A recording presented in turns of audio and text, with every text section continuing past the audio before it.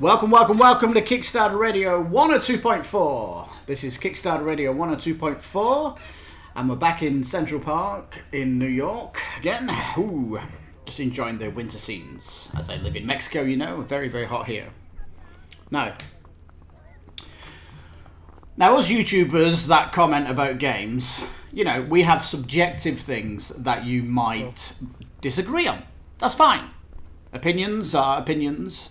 Opinions are all correct, depending on your point of view, of course. But when we say things that are categorically incorrect, to the point of lying about something, it's almost as if you have money in the game to slander a product to make it look bad. That's what it's like, and that's what I've been seeing. And I'm going to mention one clear example that riled me up the wrong way and got me angry to make this video, and it's Garcia and the Dice Tower team when they do the Kickstarter video that they do. Now, the top 3 games at the minute for me are Flow, the Fantasia game, worker placement with 4X mechanics, fantastic. Dying Light, completely destroying Zombicide 2, and Vampire the Masquerade, which I own, and is an incredible board game, bringing a vampire RPG story to the table. It's amazing. Let me tell you what Garcia said about all these, and the team in particular, to slander the heck out of these, to stop you buying them as if they are getting paid by the competition, whoever they are. Don't care about it, but it's as if they're slandering it so that you don't want you to turn you away from it because they're losing money over it, right? I'm going to start with Vampire the Masquerade. Garcia claims that you need to do research to enjoy this game because it's so much deepness in lore, you will be lost in it.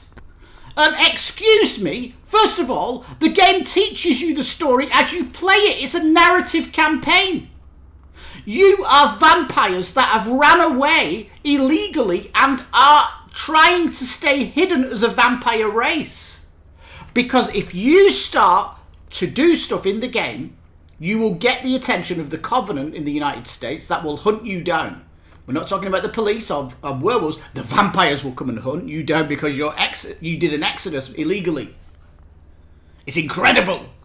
So narrative.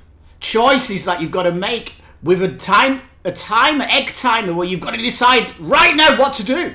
It's so tense. Meaty combat, stealth mechanics, rolling to convince people the other way. Get hungry, bite an NPC that's in the scene, even if it's a key NPC player. It's an incredible experience.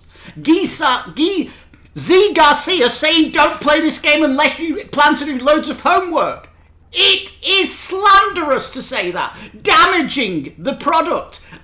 It's factually incorrect. It's beyond that. It is turning everybody away from the Vampire the Masquerade's insane story, and also claiming that all these books with tons of writing, excuse me, but it's a narrative campaign. Many of these have over 200,000 words in them. Why are you saying Vampire the Masquerade has too much text when other campaigns have the same amount? It's insane. Right? So that's my first beef. To shit on Vampire the Masquerade by slandering its name. Outrageous. Number 2. Flow. Oh, Flow is heavy. It's heavier than Endless Winter. It's very, very hard to learn. They have done zero research that you can dumb the game down to even have it child-friendly, Flow. It's going to be the best kids game of the year because of it. And to say the game is heavy, hang on.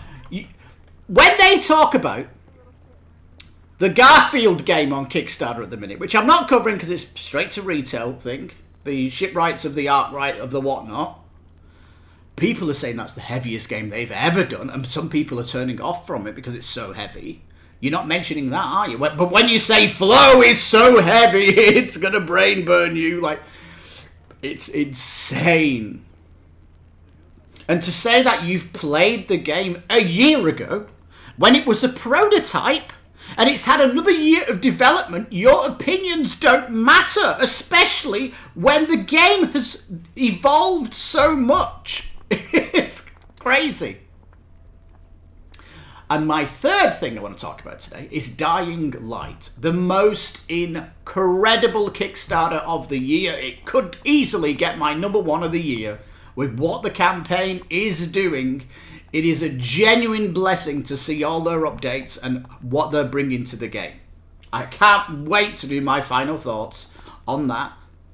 But the shit they threw at that. See Garcia again. It's like they took Zombicide box and shook it up and then opened it to see what we got. He has no idea what the game is.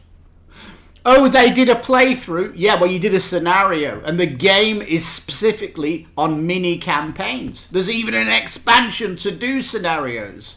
And guess what? If the scenario you're playing makes you have to run away from zombies, that's the scenario. The game is so different every time. They did not even mention the fact that when you go from scenario to scenario or the mini campaign, you go through the city and the tiles change. You're in different parts of the city with different buildings. They never mentioned that. How is it like Zombicide when your character can get craft materials to get better weapons for the campaign? Or to get new skills and upgraded dice? How is that Zombicide? Do you not realise you have an outpost that you will be upgrading? You don't have that in Zombicide. You can get followers out in the city and bring them to your outpost, which gives it new abilities. That is the real game. You're not talking to the game you're shitting on right now. And I'll tell you that when these games go on Kickstarter, they are in the most vulnerable state because you've got these arseholes just shitting on these games with not actual me saying, oh, I don't like the game's art, subjective, to this is like just Zombicide being shaken up in a box and thrown out, non-factual. That's not subject, that's non-factual, liable, slanderous, damaging. It's incredible. Just say, I've done no research on this. That would be more fair. To just spout out some crap. And Z Garcia even said, I've been positive on all the games in today's video. No, not these three. The three biggest? Are you kidding me? It is insane. Trust me, if you've got Zombicide, the Dying Light game eclipses it so much. And the amount of content, gameplay content, compared to Zombicide is night and day difference. I'm telling you now, for the money that you're getting, it's that incredible value. On all these three games, Vampire and Flow, incredible value, what you're getting. You know, because at the end of the day, subjectivity is okay. You come to these channels for their opinion. That's it. You don't necessarily go there to know how the game is being played because there's specialist playthrough channels for that, right? But if you want opinion pieces, heck, don't go to the Dice Tower because, god damn it, they are infuriating bunch of numbnuts that have got 2 feet in the retail space, bottom line. They've got nothing, no money in the game with Kickstarter, and they will shit on any products that you might like with non-factual garbage. And I know you might think I'm just going to stop watching them, but it's nice to tune in and see how bad they are. That's what I think. And Z Garcia, for me, has gone too far this week. And that is a black dot on his name for me. Outrageous. It really is outrageous. So there we are. angry Lipstickpaddy this week, riled up by someone on Kickstarter saying something that I disagree with, but in a non-factual way.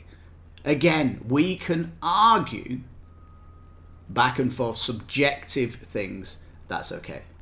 That's fine. That's discourse. But when you start to say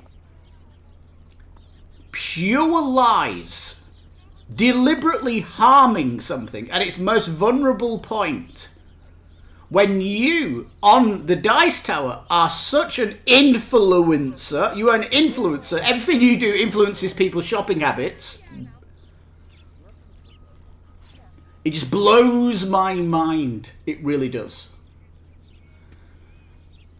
And you know, not even Tom, the lady or the other guy, I'm bad with names, I just know the bigger ones, none of them could step in and argue for these games. They don't have any specialist at Dice Tower that could actually argue them and put their face in the mud of what they've said.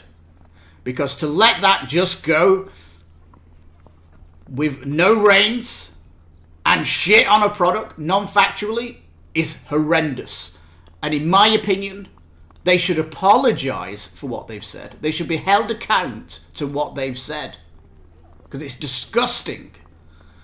It really is. And that's why I did this video.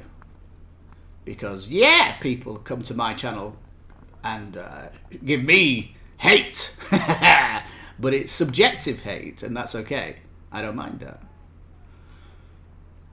the end of the day, opinions matter. And facts matter. And when they start shouting non-factual stuff, it is bad. So there it is. What do we do about it? We just need to keep vigilant and get more opinions around a campaign as possible, and know that certain channels have no expertise in analysis of products and stuff like that. That's my beef today, peeps. Oh my goodness me. The board game industry, when it normally has a problem, it's normally something that is neither here or there. But I think this one is a giant problem.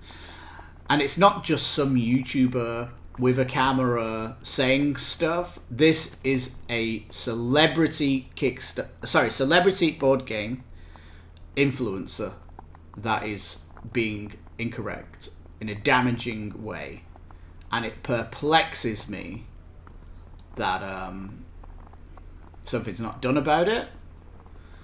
And trust me, if this was the video game industry, they would be fucking sued for that. I'm telling you now.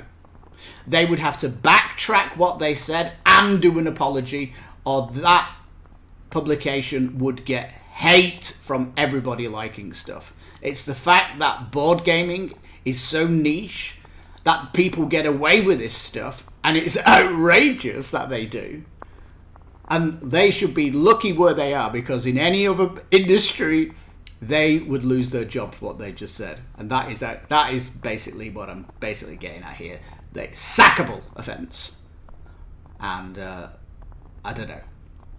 Is my anger just spilling? No, because that video was the other day, and I've had time to think about it and sleep overnight on it, and even without emotion, it still is wrong what was said.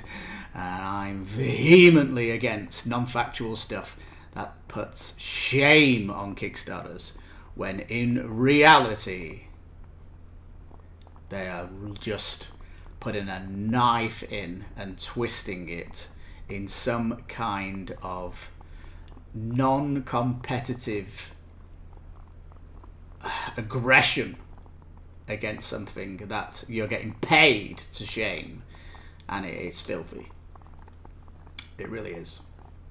Well, anyway, peeps, I hope you've enjoyed today's little rant and walk through this snowy paradise that is the incredible Central Park in New York, of course.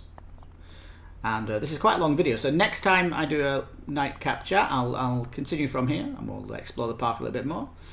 and all that good stuff. And I do enjoy this sound of feet in snow. This is supposed to be a relaxing ASMR, is it? You know, like a relaxing video. And even so, the blood is boiling from what was said this week. Oh. Anyway, peeps, thank you so much for watching. If you like the content, please think about subscribing to the channel. If you got this far, please think about giving the video a like and all that good stuff. Share the video as well. Get this video out there so people understand that subjective thoughts are fine, but non-factual ones are evil and must be called out when possible. So, thank you for watching. I'm your host, Lipstickpaddy. This is Kickstarter Radio 102.4. You take care, stay safe, and bye-bye for now.